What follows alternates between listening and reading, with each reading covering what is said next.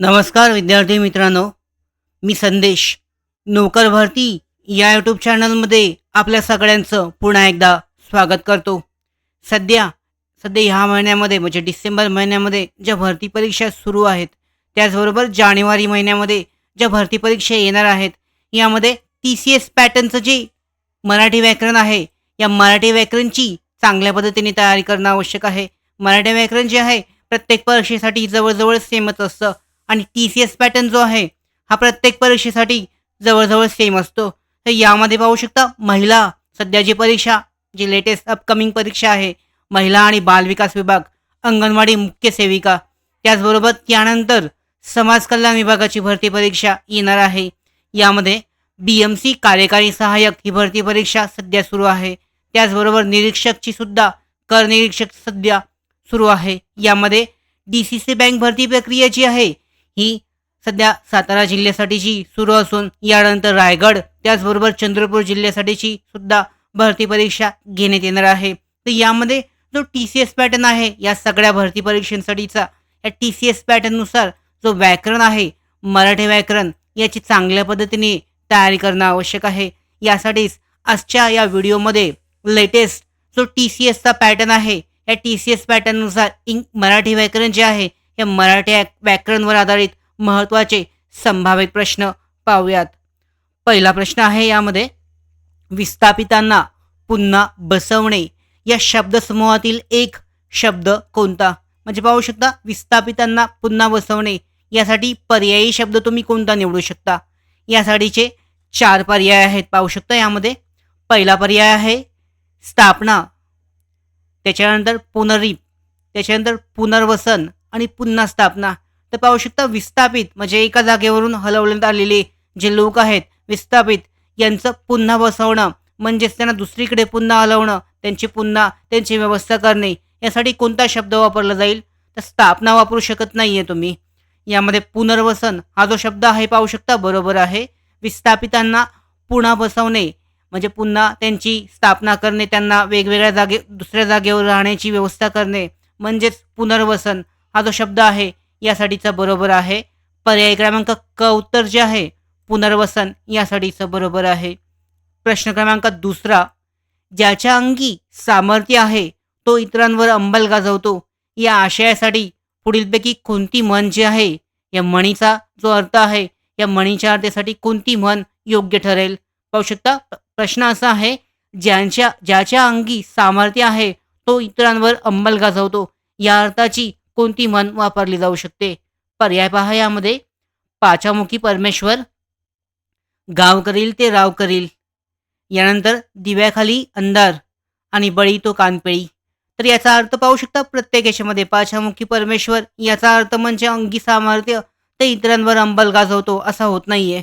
यानंतर गाव करील ते गाव करील यामध्ये पण नाही होत आहे पाहू शकता. यानंतर तिसरा जो पर्याय आहे दिव्याखाली अंधार यामध्ये सुद्धा त्याचा अर्थ लागत नाहीये. पण बळी तो कानपिळी हा जो शब्द आहे पाहू शकता ही जी म्हण आहे या म्हणीचा अर्थ जो आहे पर्याय क्रमांक ड चा हा बरोबर येत आहे.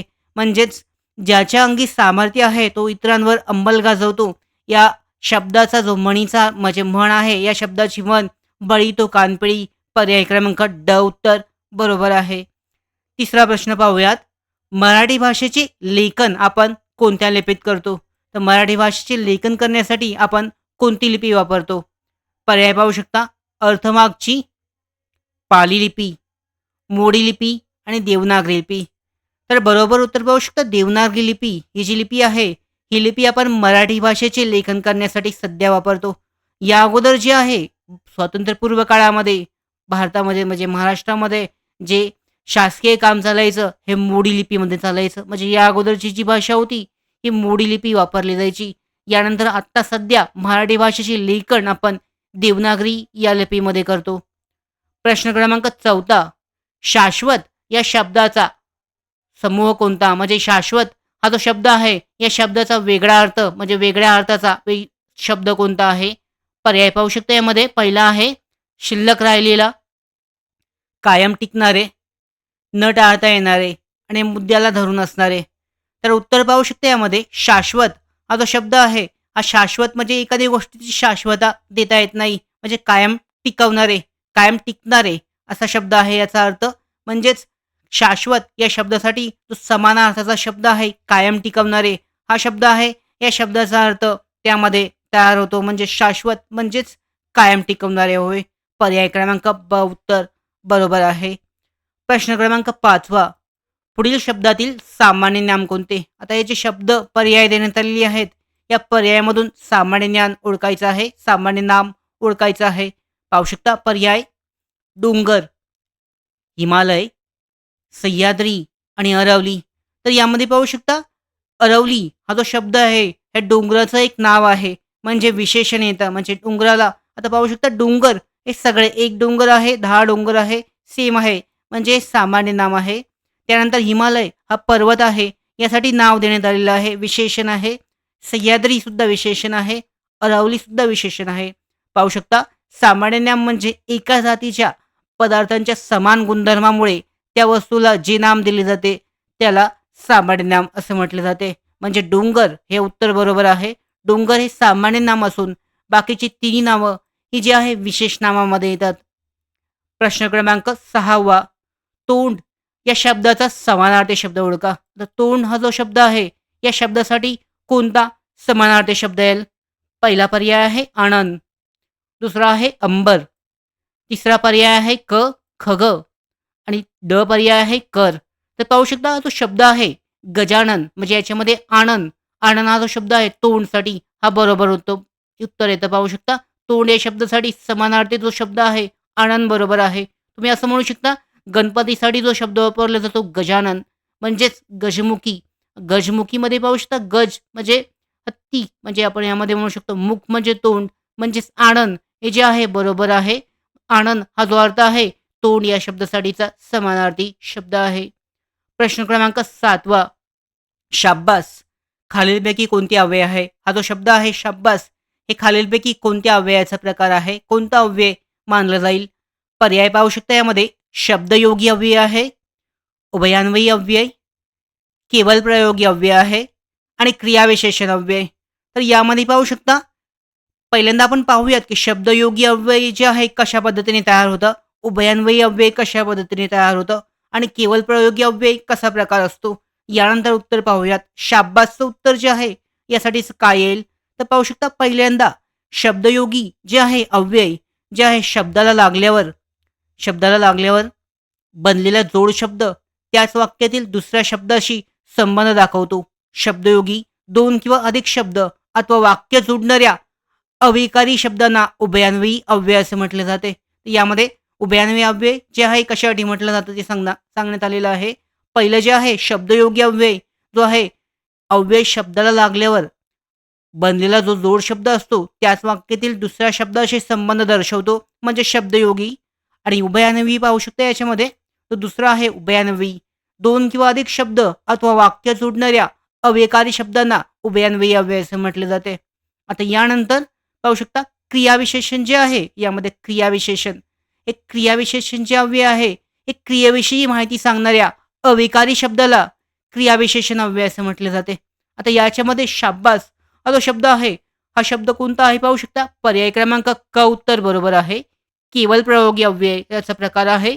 केवल प्रयोगी अव्यय आहे. तर केवल प्रयोगी अव्यय जे आहे मराठी वाक्यात केवळ वापरायचे किंवा केवळ त्याचा उपयोग करायचा म्हणून जे शब्द वापरले जातात त्यांना केवळ प्रयोगी अव्यय किंवा उद्गारवाचक शब्द असे म्हटले जाते. म्हणजे तुम्ही पाहू शकता अरे वा, शाब्बास अशा पद्धतीचा शब्द तुम्ही वापरता हा जो आहे केवल प्रयोगी अव्यय मानलं जातं म्हणजे केवल प्रयोगी अव्ययाचा प्रकार आहे. तर यामध्ये अशा पद्धतीने हे जे अव्यय आहेत यांची माहिती आहे. चारही प्रकार जे आहेत ते एक्सप्लेन केलेले आहेत.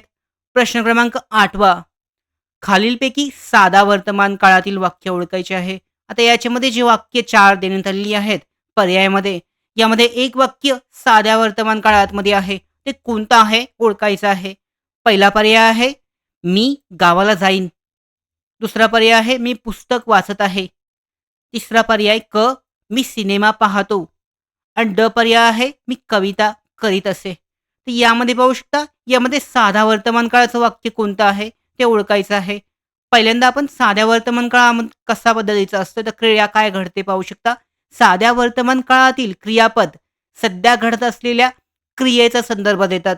यामध्ये पाहू शकता मांजर झोपते या वाक्यात क्रियापद झोपते हे साध्या वर्तमान काळातील वाक्य आहे. म्हणजेच मांजर आता ती क्रिया करत आहे या पद्धतीने. तर तुम्ही पाहू शकता प्रकार जे आहेत वर्तमान काळ आणि भूतकाळ कशा पद्धतीने येतो. तर साधा आहे, अपूर्ण, पूर्ण आणि रीती असे त्याचे प्रकार आहेत. तर पहिलं पाहू शकता आता जो पहिला जो आहे याच्यामध्ये तुम्ही पाहू शकता वर्तमान आणि भूतकाळ आहे. तर साधा वर्तमान काळ मी पुस्तक वाचतो.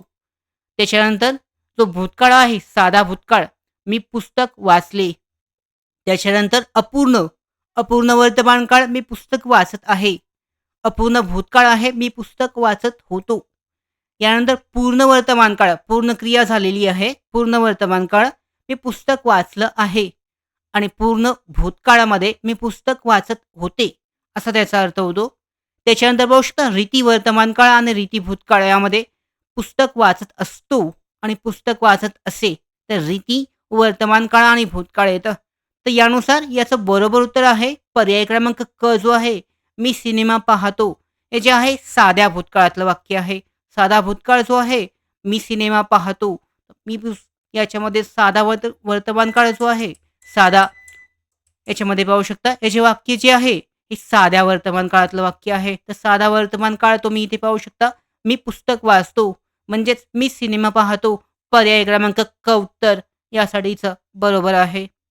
प्रश्न क्रमांक 9 ययाती ही जी कादंबरी आहे, ययाती हे जे पुस्तक आहे, या पुस्तकाचं लेखक कोण आहेत? तर पाहू शकता प्रत्येक जी स्पर्धा परीक्षा आहे, यामध्ये लेखक आणि त्यांचे जे टोपण नावं आहेत, लेखक आणि त्यांची म्हणजे कादंबरी, पुस्तक आणि त्यांचे लेखक या संदर्भात 1 ते 2 प्रश्न विचारले जातात मराठी सेक्शनमध्ये. तर ययाती ही कादंबरी कोणी लिहिली आहे? पर्याय वि. स. खांडेकर, विष्णू वामन शिरवाडकर, रणजित देसाई आणि पी. के. अत्रे. तर याचं बरोबर उत्तर पाहू शकता वि. स. खांडेकर, विष्णू सखाराम खांडेकर यांनी हे पुस्तक लिहिलं आहे. ययाती ही जी कादंबरी आहे, या कादंबरीचं पुस्तकाचं लेखक आहेत वि. स. खांडेकर हे आहेत. प्रश्न क्रमांक 10 हातपाय हलवणे यावर या वाक्प्रचाराचा नेमका अर्थ काय आहे? हातपाय हलवणे म्हणजेच वाक्प्रचाराचा अर्थ पूर्ण सांगायचा आहे. या वाक्प्रचाराचा अर्थ काय असेल? पर्याय पहा यामध्ये व्यायाम करणे, पोहणे, प्रयत्न करणे आणि पळून जाणे. तर हातपाय हलवणे याच्यामध्ये शब्दशः अर्थ तर वेगळ्या पद्धतीने येतो. हातपाय हलवणे याचा वाक्प्रचाराचा अर्थ आहे बरोबर उत्तर प्रयत्न करणे असा होतो. तर या पद्धतीने आहेत हे स्पर्धा परीक्षेसाठीचे जे TCS पॅटर्ननुसार जे लेटेस्ट पॅटर्न आहे, यानुसार मराठी व्याकरणसाठीचे अशा पद्धतीचे प्रश्न विचारले जात आहेत. आता स्पर्धा परीक्षांची तयारी तुम्ही करताय यासाठी स्टडी मटेरियल आहे, PDFs आहेत, नोट्स आहेत, सराव प्रश्नपत्रिका सोडवणे आवश्यक असते. यासाठीच आम्ही आमचं नोकर भरतीचं मोबाईल ॲप्लिकेशन उपलब्ध केलं आहे, जे प्ले स्टोअरवर उपलब्ध आहे. तुम्ही ते डाउनलोड करून त्या पद्धतीने जे आहे तयारी करू शकता. म्हणजे नोट्स आहेत, स्टडी मटेरियल तिथून फ्रीमध्ये डाउनलोड करू शकता. त्याचबरोबर फ्री सराव प्रश्नपत्रिका तिथे उपलब्ध आहेत. त्या सराव प्रश्नपत्रिका तुम्ही सोडवू शकता. याची लिंक आहे डिस्क्रिप्शन बॉक्समध्ये. नोकर भरतीचं मोबाईल ॲप्लिकेशन तुम्ही डाउनलोड करू शकता. पुढचा प्रश्न पाहूयात मराठी व्याकरणवर आधारित.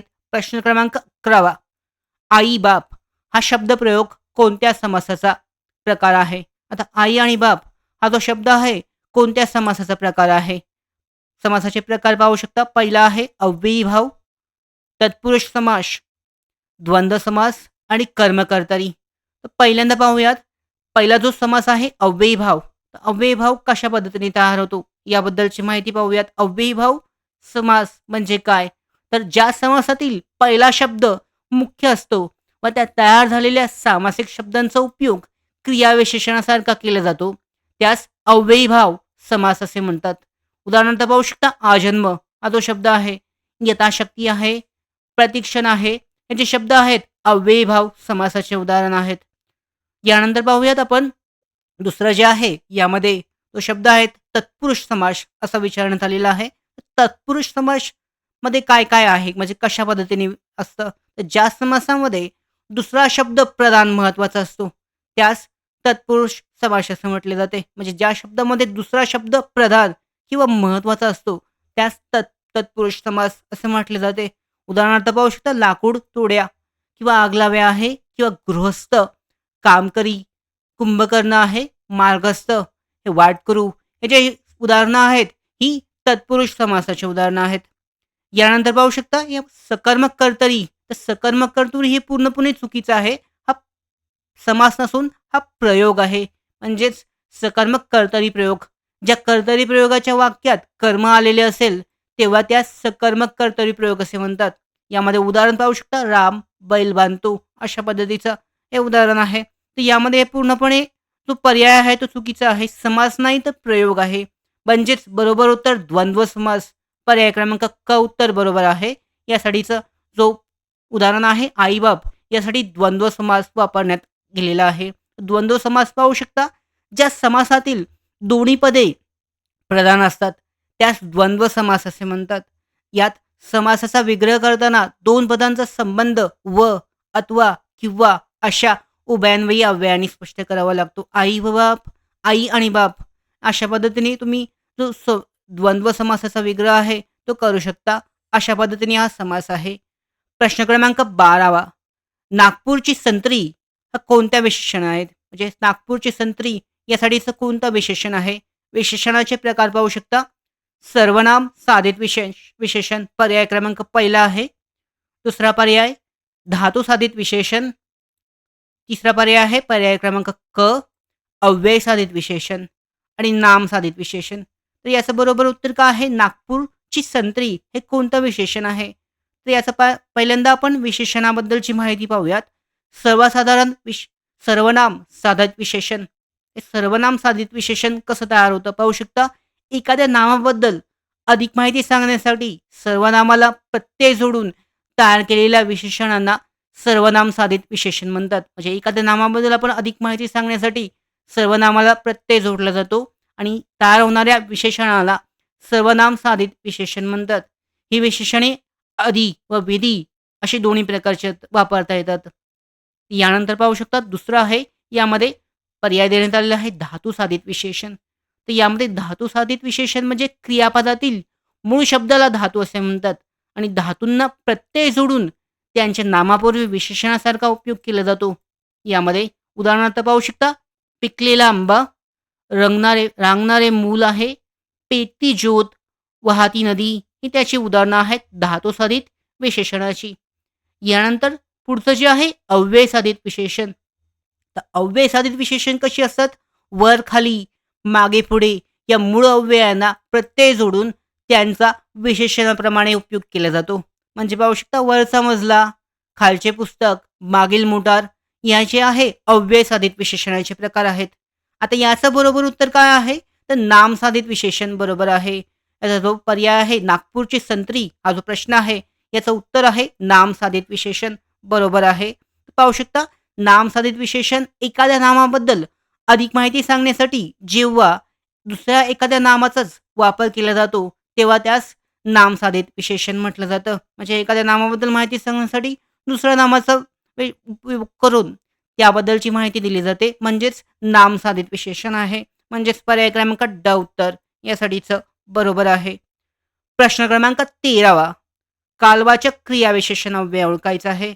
आता या पर्यायामध्ये जे 4 पर्याय देण्यात आलेले आहेत यामध्ये कालवाचक क्रियाविशेषण अव्यय आहे हे तुम्हाला ओळखायचं आहे.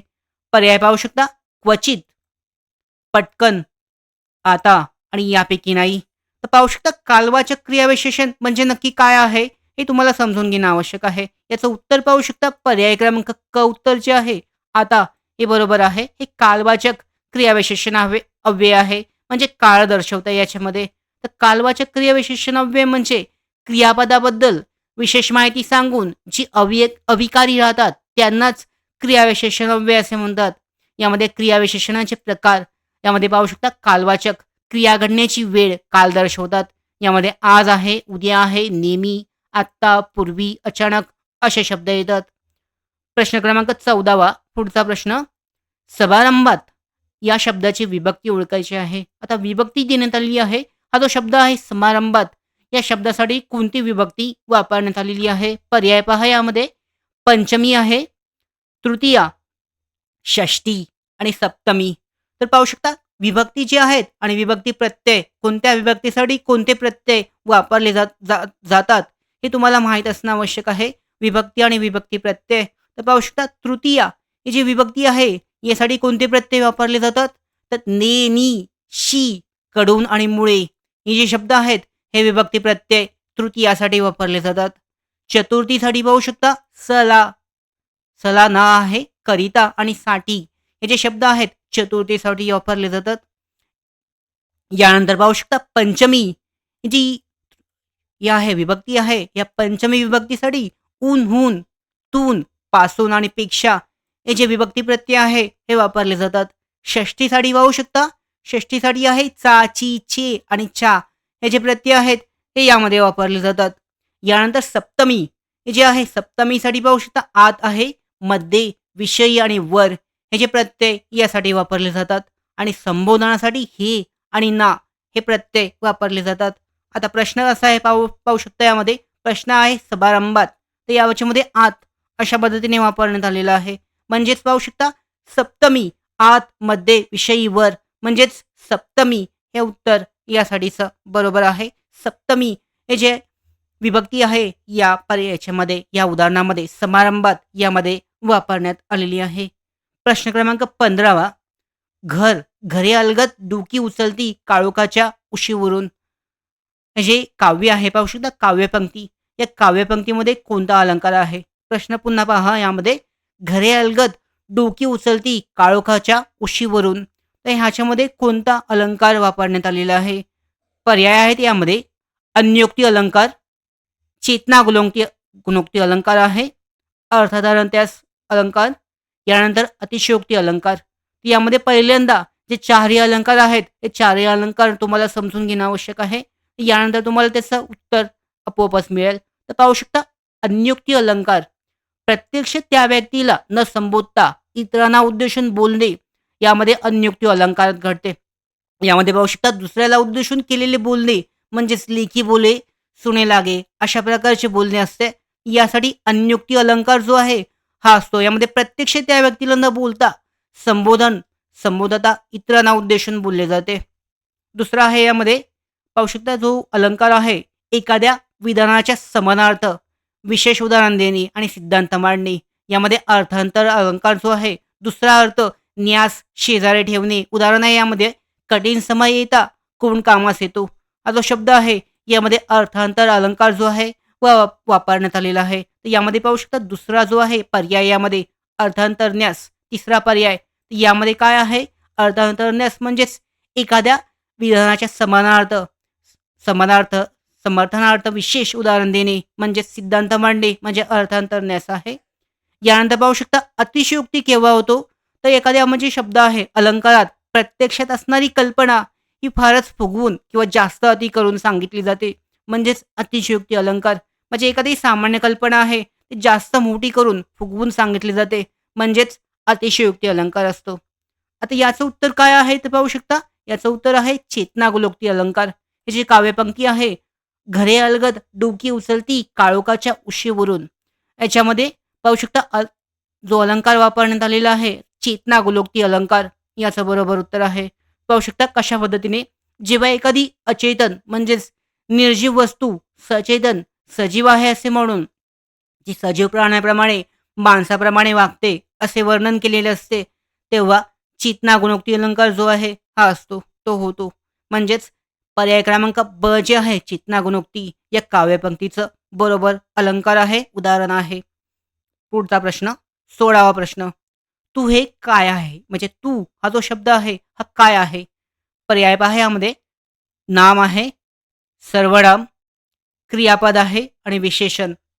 तर यामध्ये पाहू शकता तू हा जो शब्द आहे हा सर्वनाम आहे. सर्वनाम यासाठीचं बरोबर आहे. तू हा जो सर्वांसाठी वापरला जातो म्हणजे एखाद्या नामाच्या याच्यामध्ये पाहू शकता याच्याबद्दल नामाची पुनरावृत्ती टाळण्यासाठी नामाऐवजी वापरल्या जाणाऱ्या विकारी शब्दाला सर्वनाम असे म्हणतात. यामध्ये नामाचा पुनरुच्चार टाळण्यासाठी नामाच्या ऐवजी मी, तू, तो, हा, जो, आपण, कोण, काय यासारखे आपण शब्द वापरतो. म्हणजेच याच्यामध्ये पाहू शकता सर्वनाम आहे यामध्ये विशेषण नाम नाही आहे म्हणजेच सर्वनाम बरोबर उत्तर आहे. प्रश्न क्रमांक 17 न्यायाधीशांकडून दंड आकारण्यात आला या वाक्यामध्ये कोणता प्रयोग आहे? प्रयोग ओळखायचा आहे पाहू शकता. प्रश्न आहे न्यायाधीशांकडून दंड आकारण्यात आला. पर्याय आहेत यासाठीचे कर्तरी प्रयोग, भावे प्रयोग, समापन कर्मणी प्रयोग आहे आणि नवीन कर्मणी प्रयोग. तर पाहू शकता पहिला जो प्रयोग आहे यामध्ये जो वापरण्यात आलेला आहे यामध्ये कर्तरी प्रयोग. तर कर्तरी प्रयोग कसा वापरतात, कुठे वापरतात याबद्दलची माहिती पाहूयात.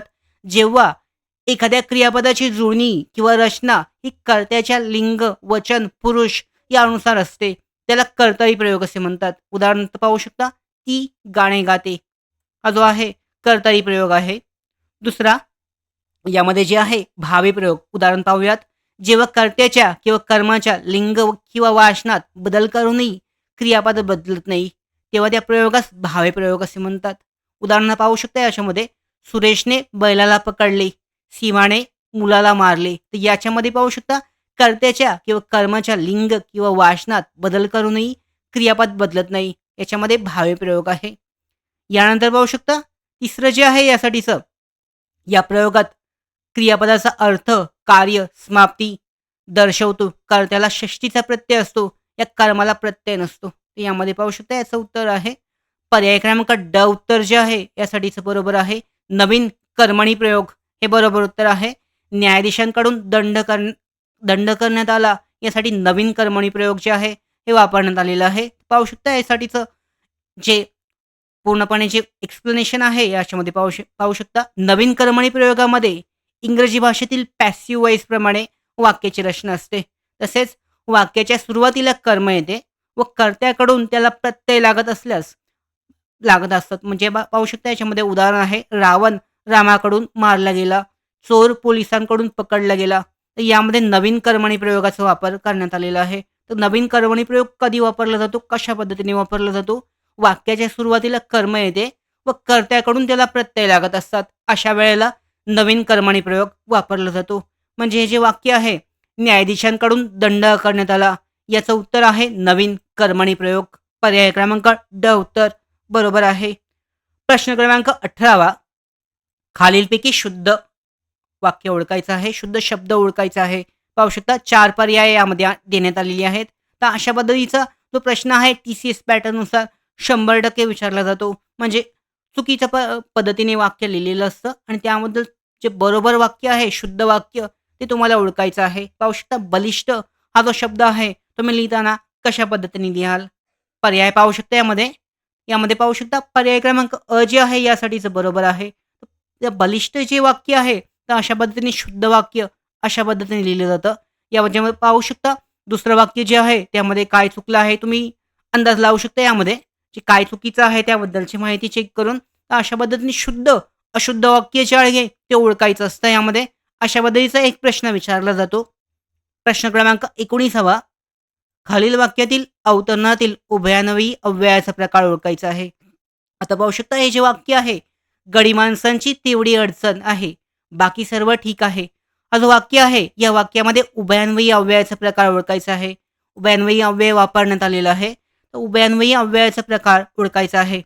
पर्याय पाहू शकता न्यूनबोधक उभयान्वयी अव्यय आहे, परिणामबोधक उभयान्वयी अव्यय, कारणदर्शक उभयान्वयी अव्यय आणि संकेतदर्शक उभयान्वयी अव्यय. तर पाहूयात पहिल्यांदा जे पहिले जे पर्याय आहेत त्या पर्यायामध्ये जे अव्यय देण्यात आलेली आहेत ते प्रकार कसे आहेत आणि त्या पद्धतीचा प्रश्न आल्यानंतर तुम्ही कशा पद्धतीने सोडवू शकता. तर पहिल्यांदा पाहूयात परिणामबोधक जो आहे म्हणजेच न्यून हा पहिला जो आहे याच्यामध्ये पाहू शकता याचं उत्तर जे आहे न्यूनत्वबोधक आहे. तर पहिला पर्याय आपण ब पर्याय पाहूयात. परिणामबोधक उभयान्वयी अव्यय केव्हा येतं, कशा पद्धतीचं उदाहरण असतं. तर परिणामबोधक पहिल्या वाक्यातील जो आहे घटनेचा किंवा कृतीचा परिणाम दुसऱ्या वाक्यात दिलेला असतो तिथे परिणामबोधक उभयान्वयी अव्यय असतात.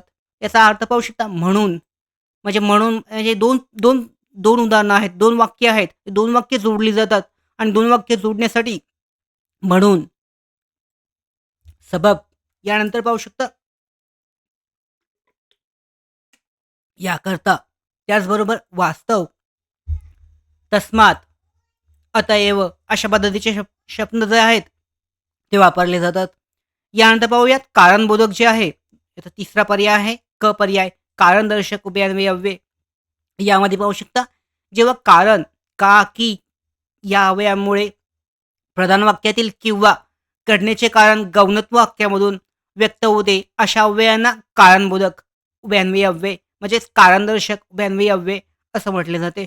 उदाहरण आहे यामध्ये कारण, कारण की अशा पद्धतीचं वापरलं जातं. कारणबोधक म्हणजेच कारणदर्शक असतात.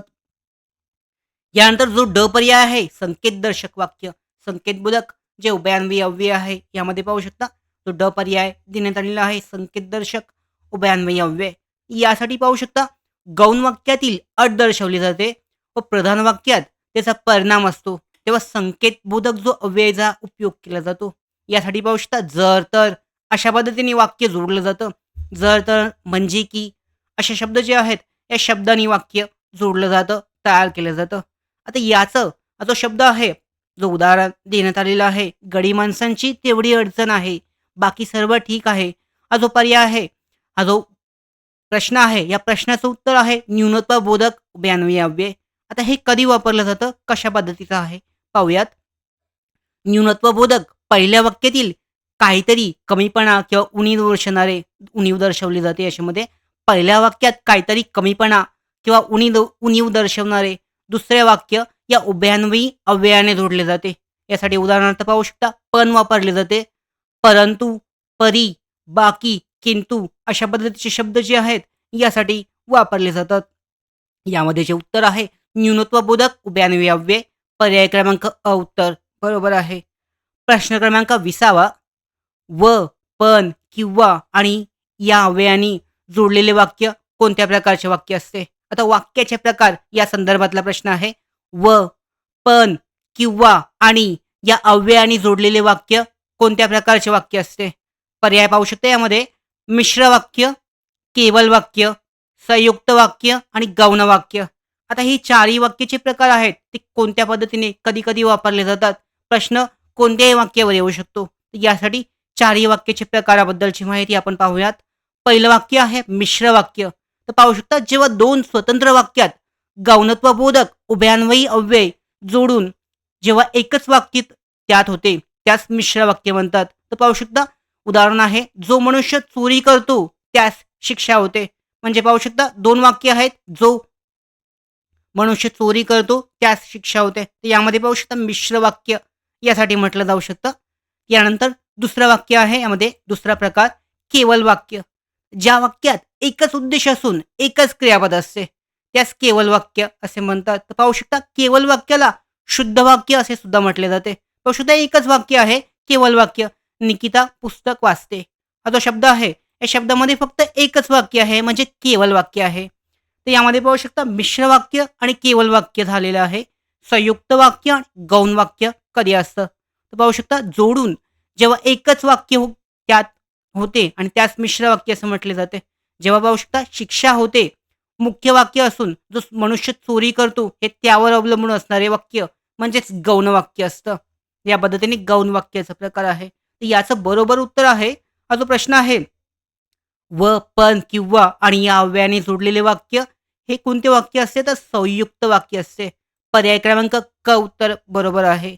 आता संयुक्त वाक्य कधी तयार होतं पाहू शकता जेव्हा दोन किंवा अधिक वाक्य केवल वाक्य खालील प्रधानात्मक सूचक उभयान्वयी अव्ययाने जोडली जातात अशा वाक्यास संयुक्त वाक्य असे म्हणतात. यामध्ये पाहू शकता समुच्चय बोधक आहे आणि व शिवाय. त्याचबरोबर विकल्पबोधक अथवा किंवा की आहे. न्यूनत्वबोधकसाठी पण आहे, परंतु आहे, परी आहे. परिणामबोधकसाठी म्हणून आहे, सबब आहे. यामध्ये उदाहरण सुद्धा पाहू शकता. या पद्धतीने अशा पद्धतीने संयुक्त वाक्य जी आहेत या पद्धतीने पाहू शकता व, पण, किंवा आणि या अव्ययाने जोडलेले वाक्य म्हणजे संयुक्त वाक्य होय. तर अशा पद्धतीने जे मराठी व्याकरण आहे या मराठी व्याकरणासाठीचे TCS पॅटर्ननुसार अशा पद्धतीचे प्रश्न जे आहेत महिला आणि बालविकास विभागाची अंगणवाडी मुख्य सेविका ही सुद्धा TCS पॅटर्नवर आधारित आहे. समाज कल्याण विभागाची सुद्धा भरती प्रक्रिया TCS पॅटर्नवर आहे. BMC कार्यकारी सहाय्यक निरीक्षक भरतीसाठी सुद्धा यामधील जे अशा पद्धतीचे पॅटर्नचे प्रश्न आहेत ते येऊ शकतात. त्याचबरोबर DCC बँक भरती प्रक्रिया सुद्धा या पद्धतीचे मराठी व्याकरणासाठीचे प्रश्न येऊ शकतात. तर अशा पद्धतीने तुम्ही जे मराठी व्याकरण आहे संपूर्ण पद्धतीने तयारी करू शकता.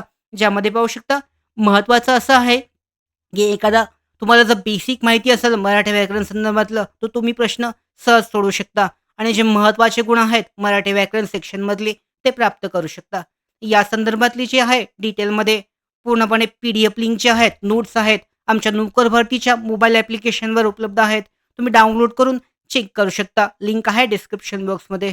त्याचबरोबर अशाच महत्त्वाच्या ज्या स्टडी मटेरियल अपडेट्स आहेत, त्याचबरोबर नोकरच्या अपडेट्स आहेत, नोकर भरती अपडेट्स आहेत, या मिळवण्यासाठी आमच्या नोकर भरतीच्या यूट्यूब चॅनलला सबस्क्राईब करा.